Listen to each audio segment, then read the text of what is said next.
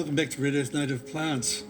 I thought what we'd do today is just have a look around the nursery, and it's been a while since I've been in here, and I thought it was a good opportunity to come in and clean up. It's actually just drizzling, not really raining that much.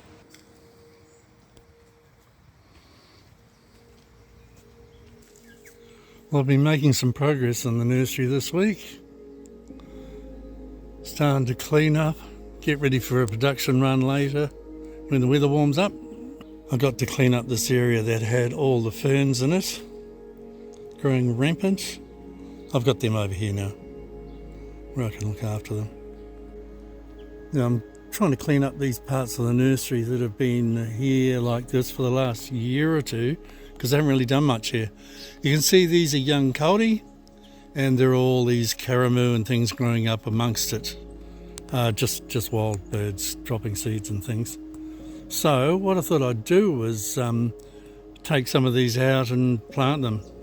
As I go through the piles of plants here, I have a look at what we've got.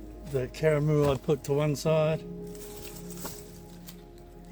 and I'll plant those later. If there are some kauri that don't look particularly impressive, I put them somewhere well, and I'll probably throw those away. And every now and then you'll find something else. There's a set of panics growing with the kauri, so I'll put that somewhere else again. And soon enough, I have an area that's cleared up. So yeah, it's a good time to go through my plants and clean out all the leaves that have fallen from the tree above over the last 6 months or so. And then I can have a good look at what I've got and what I don't.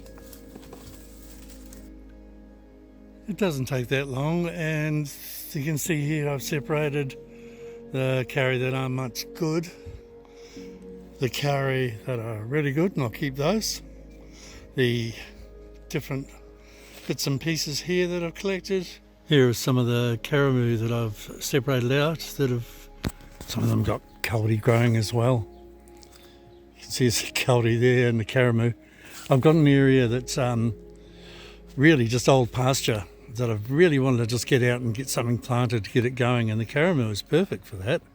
And the bonus is that some of these kauri that I plant with the karamu, they might grow as well. If they don't, it doesn't matter, because I have hundreds and hundreds and hundreds, hundreds and hundreds. The time and effort it takes now saves a little time later.